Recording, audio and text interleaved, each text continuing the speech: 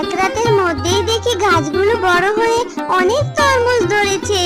মা, ও মা, কোথায় গেলে তুমি? দেখে যাও, পুকুরে কি সুন্দর সুন্দর তরমুজ ধরেছে। টিয়া, আজকে না আমি আর খেলতে পারবো না। আমি আজকে তাড়াতাড়ি বাড়ি চলে যাব। তুই জানিস টিয়া, আমাদের জমিতে অনেক তরমুজ হয়েছে। আমার মা জমি থেকে আজকে তরমুজ উঠাবে। আমি বাড়ি গিয়ে তরমুজ খাবো। তুই খাবি? চল আমার সাথে আমাদের বাড়িতে যাই। তরমুজ, তরমুজ তো আমার খুব পছন্দ। ঠিক আছে, আমি তোর সাথে তোদের বাড়ি যাব।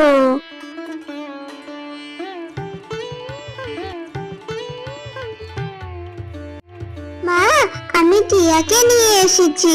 তুমি টিয়াকে একটা তরমুজ দাও না। আমাদের জমিতে তো অনেক তরমুজ হয়েছে।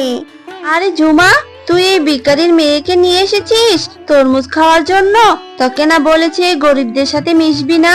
ওদের কাজই হচ্ছে বড় লোকদের সাথে মিশে বড় লোকদেরটা চেয়ে খাওয়া। না বাগিনী কাকিমা, আমি তো জুমার কাছে তরমুজ খেতে চাইনি। জুমাই তো আমাকে নিয়ে এসেছে তরমুজ খেতে। বললে বাবা, ভিখারির মেয়ে, তুই আবার আমার মুখে মুখে কথা বলছিস? আমার মেয়ের মাথাটা তো খেয়েছিস। তোকে আমি একটা তরমুজও দেব না। যা এখান থেকে, বাড়ি চলে যা। মা, ও মা, আমাদের বাড়িতে তো অনেক তরমুজ, সেখান থেকে একটা তরমুজ দাও না টিয়াকে। ঝুমা, তুই আর একটা কথাও বলবি না। আর শোন, এই ভিখারির মেয়ের সাথে যেন তোকে আর খেলতে না দেখি। আর এই ভিখারির মেয়ে, তোর মাকে গিয়ে বলবি তরমুজ কিনে খাওয়াতে। যাই এখান থেকে। তারপর টিয়া মন খারাপ করে সেখান থেকে চলে যায়। কি রে মা টিয়া, তোর আজ মনটা খারাপ কেন? কি হয়েছে তোর? মা, আমি না জুমার সাথে জুমাদের বাড়িতে গিয়েছিলাম তরমুজ খাওয়ার জন্য, কিন্তু জুমার মা বাগিনী কাকিমা আমাকে একটু তরমুজও খেতে দিল না, আর আমাকে অনেক অপমান করেছে ভিখারি বলে। থাক মা, তুই আর মন খারাপ করিস না। তোর বাবা আসলে তোর বাবাকে বলবো তোকে একটা তরমুজ কিনে খাওয়াতে। শেফা, টিয়া, তোমরা কোথায় গেলে? সারা শহর ঘুরেও কোথাও একটা কাজও পেলাম না। ওগো, তুমি কিছু একটা করো। মেয়েটা যে অনেক ছোট। আমি বলি কি, এইসব কাজ খোঁজা বাদ দিয়ে আমাদের যে একটা জমি আছে সেখানে ফসল ফলাও। ঠিক আছে বউ, আমি চেষ্টা করব। ওগো, আমার মাথায় একটা বুদ্ধি এসেছে। তুমি বরং এইবার জমিতে তরমুজের চাষ করো। তরমুজের যে অনেক চাহিদা। যদি ফলন ভালো হয় তাহলে তো অনেক ভালো হবে, আর আমাদের অভাবও দূর হবে। ঠিক আছে বউ, তুমি যখন বলছো তবে একবার চেষ্টা করে দেখি। এরপর মিচকে শেফার কথা মতো জমিতে তরমুজের বীজ রোপণ করে। কিছুদিন পর মিচকের জমিতে তরমুজের ভালো ফলন হয়। মা দেখো, আমাদের জমিতে কত তরমুজ হয়েছে। এইবার তাহলে আমি অনেক তরমুজ খেতে পারবো। হ্যাঁ রে টিয়া, তোর যত ইচ্ছা তত তরমুজ খেতে পারবি। এইবার মনে হয় সৃষ্টিকর্তা আমাদের উপর মুখ তুলে তাকিয়েছে। জুমা জানিস, আমাদের জমিতে না অনেক তরমুজ হয়েছে। তুই তরমুজ খাবি? চল আমার সাথে। ইয়া, তুই কি বললি? এবার তাহলে তোদের জমিতে তরমুজ চাষ করেছে? ঠিক আছে, চল তাহলে। তরমুজ খেতে যে আমার ভীষণ ভালো লাগে। তারপর টিয়া ও ঝুমা টিয়াদের তরমুজ জমিতে বসে পাকা পাকা তরমুজ খেতে থাকে। আরে ঝুমা, তুই কোথায় গিয়েছিলি? তোকে না কতবার বলেছি বাড়ি থেকে একা একা কোথাও যাবি না।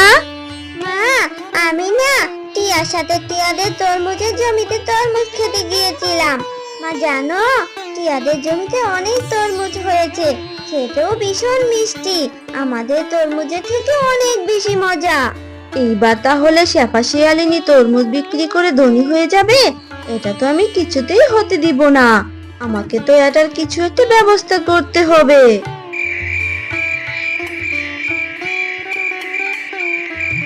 তারপর সেই দিন রাতেই বাঘিনী টিয়াদের সমস্ত তরমুজ নষ্ট করে দেয়। হায় হায় রে, আমাদের কপালটা বুঝি এবারও পড়লো। কাল তো তরমুজগুলো বেশ ভালো ছিল, তবে আজকে রাতে হঠাৎ করে কি হলো? ওগো, কেঁদে আর কি হবে? আমাদের কপালে বুঝি সুখ নেই। কত আশা করেছিলাম মেয়েটা মন ভরে তরমুজ খাবে আর বাকি তরমুজগুলো বাজারে বিক্রি করব, সেটা আর হলোই না। ওগো, এবার কি হবে গো? 10 দিন হয়ে গেল, ঘরে যে কোনো খাবার দাবার নেই। কতদিনই বা এইভাবে শুকনো মুড়ি আর পানি খেয়ে থাকবো? আমরা না হয় থাকতে পারলাম, কিন্তু মেয়েটা যে শুধু মুড়ি খেয়ে আর থাকতে পারছে না গো। বউ, আমি আর কি করব বলো? আমি যে আমার সাধ্য অনুযায়ী অনেক চেষ্টাই করলাম, কিন্তু পোড়া কপাল, কোনো কিছুই যেন হচ্ছে না গো বউ। মা, বাবা, তোমরা আর এইভাবে বলো না। আমি এই শুকনো মুড়ি খেয়ে থাকতে পারবো। তোমাদের দুঃখ কষ্ট যে আমারও আর সহ্য হচ্ছে না। তারপর একদিন টিয়া মন খারাপ করে বাড়ি থেকে চলে আসে, আর হাঁটতে হাঁটতে টিয়া বনের গভীরে চলে যায়। দেখি, হাঁটতে হাঁটতে তো গভীর বনে চলে আসলাম। না না, আমার আর গভীরে যাওয়া যাবে না। আমি বরং গাছটার নিচে বসে বিশ্রাম নেই। কেউ আছো? আমাকে একটু সাহায্য করো। অনেক দিন ধরে আমি খুব কষ্টে আছি। তরমুজের ভার যে আমি সহ্য করতে পারছি না। আমাকে দয়া করে একটু সাহায্য করো। কে কে কান্না করছো এই গভীর বনে? সামনে আসো, সামনে আসো বলছি। আমি গো, আমি এক জাদুকরি তরমুজ গাছ। তুমি কি আমাকে একটু সাহায্য করবে? আমি অবশ্যই তোমাকে সাহায্য করব, কিন্তু কিভাবে তোমাকে সাহায্য করব সেটা তো বলো। আমার লতা পাতা জুড়ে তরমুজ আর তরমুজ। এত তরমুজের ভার যে আমি সহ্য করতে পারছি না। তুমি আমার লতা পাতা থেকে সব তরমুজগুলো সরিয়ে দাও। এরপর টিয়া জাদুকরি তরমুজ গাছ থেকে সমস্ত তরমুজগুলো সরিয়ে ফেলে। তোমাকে অনেক ধন্যবাদ। অনেক দিন ধরে এই তরমুজের ভারে আমার জীবন যায় যায় অবস্থায় ছিল। তুমি আমাকে আর শান্তি দিলে। বলো, তোমাকে আমি কিভাবে সাহায্য করতে পারি? তারপর টিয়া জাদুকরি তরমুজ গাছকে তার দুঃখের কথা খুলে বলে। এই নাও জাদুর তরমুজ চারা। এই চারাটি তুমি যেখানে রোপণ করবে সেখানে অনেক তরমুজ গাছ হবে, আর তাতে অনেক তরমুজ ধরবে। এই গাছের তরমুজ কখনোই শেষ হবে না। তোমাকে অনেক ধন্যবাদ জাদুকরি তরমুজ গাছ। এরপর টিয়া জাদুর তরমুজ চারাটি বাড়ির পাশে পুকুরে রোপণ করে দেয়। দেখি, এক রাতের মধ্যেই দেখি গাছগুলো বড় হয়ে অনেক তরমুজ ধরেছে। মা, ও মা, কোথায় গেলে তুমি?